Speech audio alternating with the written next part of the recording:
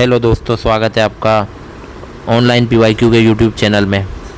आज से हम अग्निवीर भर्ती 2025 के लिए एक सीरीज स्टार्ट करने जा रहे हैं, जो कि अलग अलग सब्जेक्ट के होंगे और जिसमें हम आज से मैथ्स के प्रैक्टिस सेट की शुरुआत करने जा रहे हैं, जिसमें आपके मैथ्स के प्रीवियस ईयर आधारित, मतलब पुराने जो प्रश्न पत्र है उन पर आधारित पेपर पर बेस्ड हम क्वेश्चन यहाँ पर करेंगे, जो आपकी आगामी भर्ती के लिए बहुत ही महत्वपूर्ण होंगे। तो ऐसी आशा करते हुए कि वीडियो आप अच्छे से देखेंगे, ये वीडियो मैं कंटिन्यू करता हूँ। तो चलिए शुरुआत करते हैं इस वीडियो की। पहला क्वेश्चन आपकी स्क्रीन पे कि यदि एक वस्तु का क्रय मूल्य 500 रुपये है और उसे 20% लाभ पर बेचा जाता है, तो विक्रय मूल्य क्या होगा। मुझे पता है कि जो भी भाई मेरे अग्निवीर की तैयारी करते हैं उनको उनका मैथ्स और जीके वगैरह कमज़ोर होता है, तो मैं उसी तरह से आपको आराम से समझाने का प्रयास करूंगा, जिससे कि आपको अच्छे से चीज़ें समझ में आए। तो यहाँ पर घबराने की कोई बात नहीं है, बस इस चैनल को सब्सक्राइब कर लेना और वीडियो को शेयर कर देना। 50 क्वेश्चन का जो तुम्हारा पेपर होता है उसमें से 45 नंबर से 48 नंबर दिलवाने की गारंटी मेरी। बस आपको वीडियो को शेयर कर देना है अच्छे से, ठीक है। तो चलिए शुरुआत करते हैं। पहला क्वेश्चन है, यदि एक वस्तु का क्रय मूल्य 500 रुपये है तो उसे 20% लाभ पर बेचा जाता है, तो विक्रय मूल्य बताओ। अब देखो क्या है, तीन चीज़ें होती है। क्या क्या होती है प्रॉफिट एंड लॉस में। एक तो क्रय मूल्य, ठीक है, एक तो क्रय मूल्य, एक होता है आपका विक्रय मूल्य और एक होता है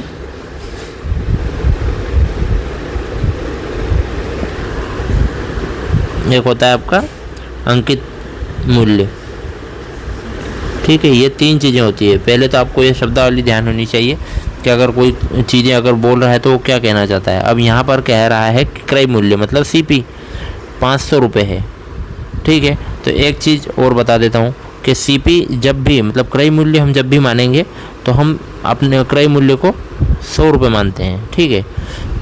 क्रय मूल्य को 100 रुपये मानते हैं। जब भी पेपर में या क्वेश्चन में दिया अगर नहीं है तो हम 100 रुपये मानते हैं। अब यहाँ पर इसने कह दिया कि क्रय मूल्य 500 रुपये है, मैं कितना मानता हूँ 100 रुपये, मतलब ये जो 500 है ये 100 की वैल्यू है। तो कह रहा है कि इसे 20% के लाभ पर बेचा जाता है, तो विक्रय मूल्य बताओ। अब बेच रहे हैं 20% के लाभ पर, मतलब कि जो 100 रुपये की चीज़ थी उसको 120 में बेच रहे हैं। तो इसका मतलब ये हुआ कि इसको जब हम काटेंगे तो ये 12 पंजे 60, मतलब कि 600 रुपये इसका विक्रय मूल्य आ जाएगा। अगर ये क्वेश्चन किसी को समझ में नहीं आया तो एक बार और समझा दूंगा, ठीक है, अच्छे से एक बार और देखो। क्रय मूल्य कितना मानता हूँ मैं मानता हूँ क्रय मूल्य को 100 रुपये। जब भी करूँगा क्रय मूल्य को 100 रुपये मानूंगा। इसका मतलब ये कह रहा है कि क्रय मूल्य 100 रुपये नहीं 500 रुपये है। मतलब ये 500 रुपये जो है, ये जो 500 रुपये है ये कितने की वैल्यू हो गई, ये 500 रुपये हो गए 100 की वैल्यू। तो कितने की निकालेंगे, 20% का प्रॉफिट, मतलब कि 20 की वैल्यू निकाल लेंगे। बस यही आंसर हो जाएगा आपका। जैसे आप इसको काटोगे 600 आंसर आ जाएगा, ठीक है। इस तरीके से क्वेश्चन को करना है। अगला क्वेश्चन देखते हैं। अगला क्वेश्चन है आपका कि 250 का 30% कितना है। अब देखो 250 का 30% बताना है। कैसे बताओगे, तो 250 अपने आप में कितना है, मैंने अभी बताया था 250 अपने आप में कितना है। तो आप कहोगे सर ये 100 है, क्योंकि कोई भी संख्या अपने आप में 100% होती है, तो ये 250 भी 100% होगा। अब हमको तो इसका 30% चाहिए। तो जैसे मान लो, दूर दूर लिख के समझा देता हूँ, ये मान लो 250 है, ये अपने आप का 100% है।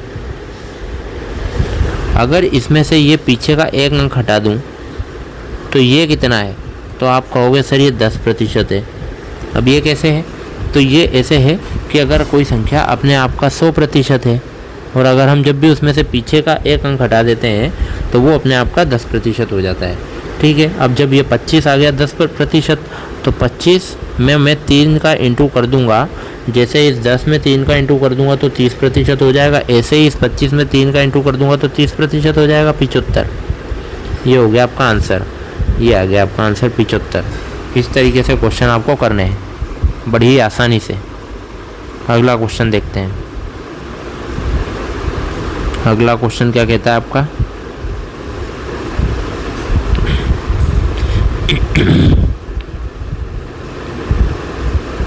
अगला क्वेश्चन, यदि ए एक कार्य को 10 दिनों में पूरा कर सकता है और बी उसे 15 दिनों में कर सकता है, तो दोनों मिलकर कितने दिन में करेंगे? तो कैसे करोगे इसको क्वेश्चन को? बड़ी आसानी से कर देंगे इसको भी, कि एक दिया है ए, एक दिया है बी, ठीक है। ए कर रहा है 10 दिन में, बी कर रहा है 15 दिन में। तो इन दोनों का क्या करेंगे हम? एलसीएम लेंगे। एलसीएम लेना आता है? एलसीएम लेना सिखा देता हूँ मैं। 10 और 15 का एलसीएम ले लेंगे। इसको काटो 5 से, 5 दूना 10, 5 तिया 15, बस। अब इन संख्याओं का गुणा कर लो, तो 5 दूना 10 तिया 30, मतलब एलसीएम आ गया 30, ठीक है। एलसीएम लेना तो आ गया होगा आपको। इसी तरह से क्वेश्चन का, किसी भी क्वेश्चन में एलसीएम आप आसानी से ले सकते हैं। अब देखो 10 का इंटू करो, 10 को डिवाइड करो 30 को डिवाइड करो 10 से, तो ये आ गया 10 तिया 30 मतलब ए की एफिशिएंसी, मतलब काम करने की क्षमता 3 है। ऐसे ही 15 से डिवाइड करो तो 15 दूना 30, मतलब बी की जो क्षमता है वो आ गई 2, ठीक है। अब कह रहे हैं कि दोनों मिल के, तो दोनों मिलकर अगर निकालना है, मतलब दोनों की क्षमताओं को जोड़ देंगे। तो ये जो क्षमता है इसकी 3 और इसकी 2, इन दोनों को ऐड कर दो, तो कितना हो गया ये 5। मतलब अभी तक दोनों अलग अलग क्षमताओं से काम कर रहे थे, तो 10 और 15 दिन लग रहे थे। अब दोनों मिलकर एक साथ करेंगे तो इस 30 काम को इस 5 क्षमता से कितने दिन में कर देंगे? ये है क्वेश्चन। 5 छंग 30, मतलब 6 दिन में कर देंगे। ये आंसर हो जाएगा आपका, ठीक है। अगला क्वेश्चन देखते हैं। इसी तरह से आपको क्वेश्चन करने हैं, बड़ी ही आसानी से हो जाएंगे ये क्वेश्चन। अगला क्वेश्चन देख लेते हैं। इस वीडियो को शेयर जरूर कर देना आप। एक ट्रेन 60 किलोमीटर प्रति घंटे की गति से चल रही है, तो 3 घंटे में वह कितनी दूरी तय करेगी?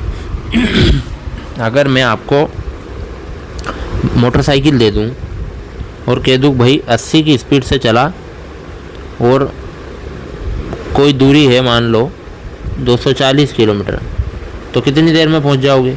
तो सर 80 को इससे डिवाइड कर, 240 को इससे डिवाइड कर देंगे तो 3 घंटे में पहुंच जाएंगे, यही बोलोगे ना तुम, बस। तो यही एक क्वेश्चन है। ये कह रहा है कि अगर ट्रेन की गति 60 किलोमीटर प्रति घंटा है, ट्रेन की गति 60 किलोमीटर प्रति घंटा है, तो 3 घंटे में कितनी जाएगी? तो 3 का गुणा कर देंगे इसमें, तो ये हो जाएगा 180 किलोमीटर।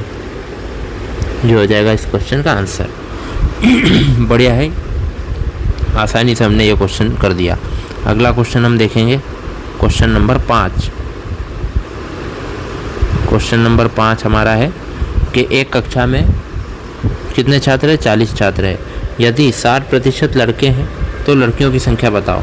अब देखो कितना बढ़िया क्वेश्चन है ये, कि टोटल लड़के और लड़कियों की टोटल संख्या हमने मान ली 100, जैसा कि मैं मानता हूँ 100 मान ली हमने।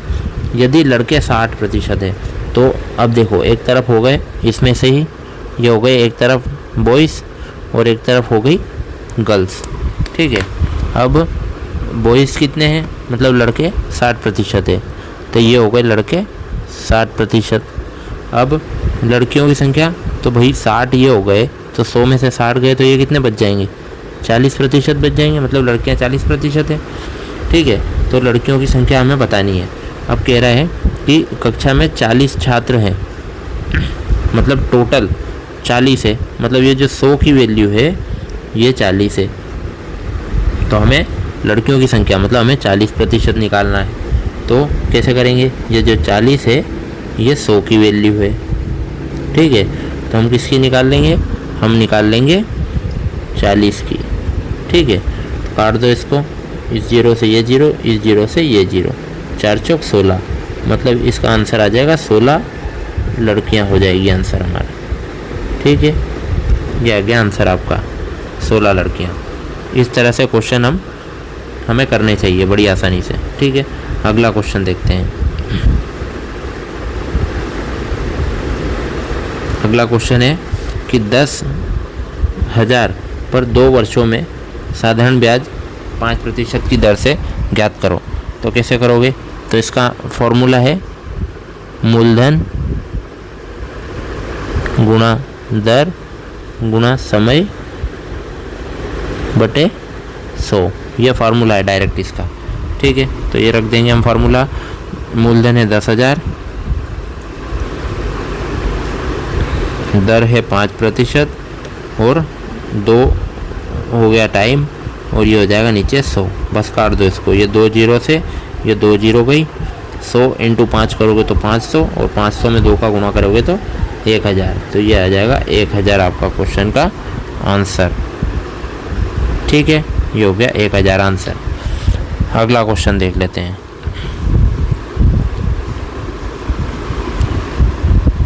अगला क्वेश्चन है एक संख्या को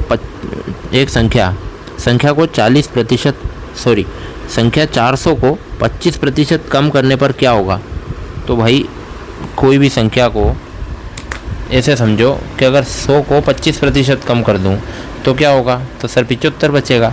मतलब कि मैंने अगर संख्या 100 मानी और 100 में से मैं 25 कम कर दूं तो 75 बचेगा। इसी तरह से जब इसका 4 गुना 400 है तो इसका भी तो 4 गुना 400 और इसका भी तो 4 गुना 25 चौक 100 होगा। मतलब कि 400 में से 100 अगर माइनस कर दूंगा तो कितना बचेगा? तो ये 300 बचेगा। यही आंसर हो जाएगा। ऐसे ये क्वेश्चन आपको बड़ी आसानी से कर सकते हो। ठीक है, आगे चलते हैं अगले क्वेश्चन पे। अगला क्वेश्चन है एक दुकानदार एक वस्तु को 800 रुपये में बेचकर 25% लाभ कमाता है, तो क्रय मूल्य बताओ। अभी मैंने बताया था क्रय मूल्य और विक्रय मूल्य और अंकित मूल्य क्या होता है, बताया था मैंने। अब 800 रुपये में बेचकर 25% लाभ कमाता है, तो क्रय मूल्य को मैं कितना मानता हूँ हर बार? तो क्रय मूल्य को मैं मानता हूँ 100 रुपये। लाभ कितना कमा रहा है? 25%। कब? जब वह बेचता है वस्तु को। अब बेच रहा है मतलब कि विक्रय मूल्य। तो विक्रय मूल्य कितना हो जाएगा जब 25% लाभ कमाएगा? तो 100 से बढ़ के 125 हो जाएगा। मतलब 800 रुपये में बेचकर 25% लाभ कमाता है, मतलब ये विक्रय मूल्य है 800 रुपये। ठीक है, मैं निकालूंगा इसका क्रय मूल्य, मतलब ये 100 निकालना है मेरे को। तो ये आ गया 100। काट देंगे इसको, 25 पंजे 125, 25 चौक 100, 5 से 5 एकम 5, 5 छंग 30, 0, 16 चौक 64। ठीक है, ये आ गया 640 इस क्वेश्चन का आंसर। ठीक है, अगले क्वेश्चन पे चलेंगे।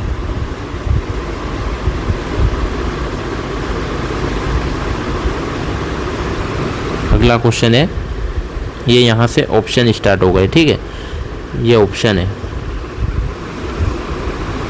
सॉरी ये यहाँ से ऑप्शन है,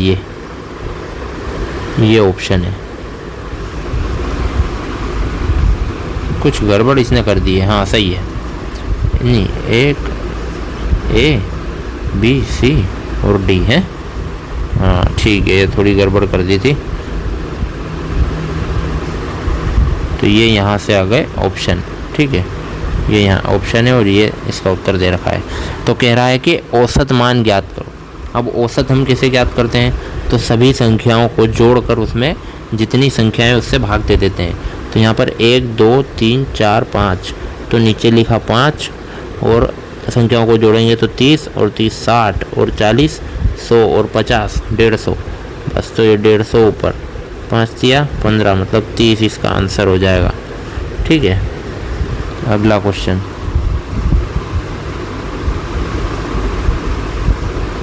अगला क्वेश्चन देखते हैं, क्वेश्चन नंबर 10। दो संख्याओं का अनुपात 3:5 है। यदि इनका योग 80 है तो दोनों संख्याएं क्या है? तो जब भी ये क्वेश्चन आए कि दो संख्याओं का योग 80 है, मतलब कि a + b = 80 है। अब कह रखा है कि भाई अनुपात 3:5 है, तो मतलब a की वैल्यू 3 है और b की वैल्यू 5 है। मतलब 5 और 3 8, अब इनमें x अगर लगा दें तो कोई दिक्कत है क्या? कोई दिक्कत नहीं है। मतलब कि ये हो गया 3x, ये हो गया 5x, इनको जोड़ा तो 80 आ गया। मतलब 5 और 3 8x की वैल्यू जो आई है 80 आई है। तो इसको जब हम काटेंगे तो x की वैल्यू निकल के आई 10। मतलब x की जगह अगर मैं 10 रख दूं तो ये वाली वैल्यू आ जाएगी 30 और ये वाली वैल्यू आ जाएगी 50। तो क्या हो जाएगी संख्या 30 और 50। ये आ गया आंसर आपका। अगला क्वेश्चन देखते हैं।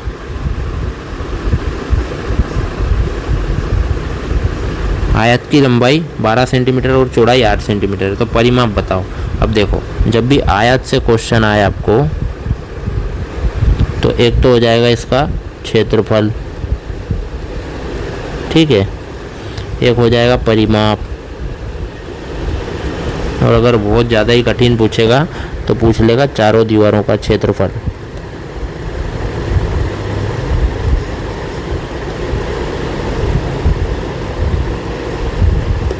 ठीक है, तो इसके क्षेत्रफल का फार्मूला क्या है? तो लंबाई गुणित चौड़ाई। इसका परिमाप क्या है? 2 लंबाई प्लस चौड़ाई, बस। ठीक है, अगर चारों दीवारों का क्षेत्रफल पूछेगा तो क्या बताओगे? तो ये हो जाएगा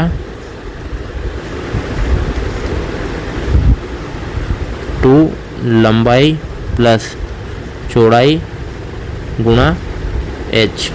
और ये फार्मूला ज़्यादातर घनाभ में यूज़ किया जाता है।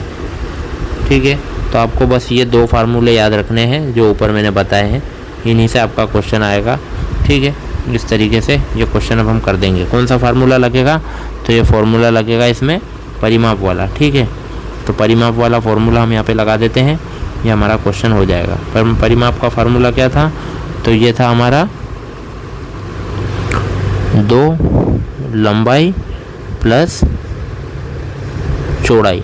तो 2 हो गया, लंबाई हो गई 12 प्लस चौड़ाई हो गई 8, मतलब ये हो जाएगा 20, और 20 में 2 का गुणा करोगे तो 40 आपका आंसर आ जाएगा।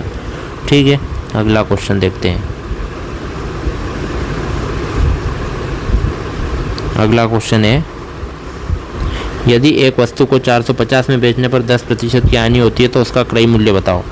मतलब वही बात है जो मैंने बताई थी, एक तो होता है क्रय मूल्य, एक होता है विक्रय मूल्य। विक्रय मूल्य वो होता है जिस पर हम वस्तु को बेचते हैं, और ये होता है क्रय मूल्य मतलब खरीदना, और ये होता है बेचना। ठीक है, तो क्या कह रहा है कि 10% हानि होती है कब? जब 450 में बेचता है। मतलब ये बेचता है, मतलब 450 इसका विक्रय मूल्य है, और 10% हानि पर बेचता है। मैंने बताया था आपको कि जब भी मैं क्रय मूल्य की बात करूँगा तो मैं उसको 100 रुपये मानता हूँ। ठीक है, अब उस पर 10% की हानि हो गई, मतलब कि इस पर 10% अगर मैं कम कर दूँ तो ये 90 क्या आ जाएगा? ये आ जाएगा विक्रय मूल्य। इसका मतलब कि 450 जो है इस 90 की वैल्यू है, तो मैं 100 की निकाल लूँगा, क्योंकि 100 जो है क्रय मूल्य है। तो ये जब मैंने काटा तो ये आ गया 500 रुपये। ठीक है, तो ये 500 आपका आंसर हो जाएगा, ये 500 आंसर। ठीक है, अगला क्वेश्चन देखते हैं।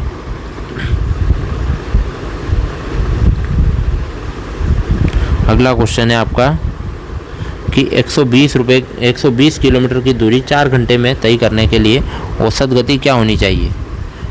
ये इसका मतलब ये है कि 120 किलोमीटर की गति को 4 घंटे में तय करना चाहता है। मतलब कि 4 से इसको डिवाइड कर दो, तो 4 तिया 12, मतलब 30 किलोमीटर पर आवर, 30 किलोमीटर प्रति घंटा इसकी गति होगी।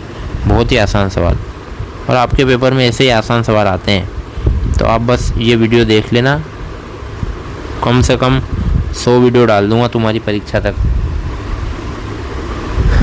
अब अगला क्वेश्चन देखते हैं। सबसे छोटी भिन्न ज्ञात कीजिए। ऑप्शन इसमें दे रखे हैं इसने 1/2, 1/3, 1/4, 1/5। तो देखो, जिसका गैप सबसे ज़्यादा वो भिन्न उतनी छोटी। जैसे ये 1/2 कितने की गैप है? 1 की गैप। अगली देखते हैं 1/3 कितने की गैप है? 2 की गैप। अगली देखते हैं 1/4 कितने की गैप है? 3 की गैप। अगली देखते हैं 1/5 कितने की गैप? 4 की। मतलब जितनी छोटी गैप उतनी बड़ी संख्या। यहाँ पर गैप 1 की, मतलब ये इन सबसे बड़ी है। अगर बड़ी पूछते तो ये लगाते हम, अगर बड़ी पूछता तो हम ये लगा देते, ठीक है। उसने पूछी छोटी भिन्न, तो छोटी भिन्न मतलब अब यहाँ गैप कितनी है, 4 की, तो ये हो जाएगी सबसे छोटी भिन्न, ठीक है। इसका आंसर हो जाएगा 1/5। और ये 1/2 मतलब 1/3 2 की गैप है, 1/4 में 3 की गैप है। जिसमें सबसे ज़्यादा गैप, बड़ी गैप, वो सबसे बड़ी संख्या, सबसे छोटी संख्या। अगला क्वेश्चन, आखिरी क्वेश्चन। अगर वीडियो पसंद आया तो इसको लाइक कर देना और शेयर कर देना, ठीक है। अगला क्वेश्चन है कि यदि 15 श्रमिक एक दीवार को 10 दिनों में बना सकते हैं तो 10 श्रमिक उसी दीवार को कितने दिन में बनाएंगे। तो ये क्वेश्चन हमको करना है MDH फार्मूले से, ठीक है। मैं तो ये कहूँगा कि आपको MDH भी ध्यान नहीं रखना, कुछ भी ध्यान नहीं रखना, आप बस मेरे तरीके से करो। तो देखो 15 आदमी एक काम को, मतलब एक दीवार को 15 आदमी, ऐसे ही लिखना है जैसे मैं बोल रहा हूँ, ऐसे ही लिखते जाना है। 15 आदमी एक दीवार को 10 दिन में बनाते हैं तो 10 आदमी उसी दीवार को मतलब एक दीवार को कितने दिन में बनाएंगे। बस ये 10 से ये 10 कट गया, आंसर आ जाएगा x का 15, मतलब 15 दिन में बनाएंगे। ये आ गया 15 आंसर। तो ये क्वेश्चन आपके ख़त्म होते हैं। इसी तरह की आगे वीडियो पाने के लिए हमारे चैनल को सब्सक्राइब कर लेना। हमारे चैनल का नाम तो आपको पता ही है, ऑनलाइन PYQ। ऑनलाइन PYQ नाम से हमारा चैनल है, जो कि YouTube पर। इसे सब्सक्राइब कर लेना और दोस्तों में शेयर कर देना वीडियो को। धन्यवाद, मिलते हैं नेक्स्ट वीडियो में।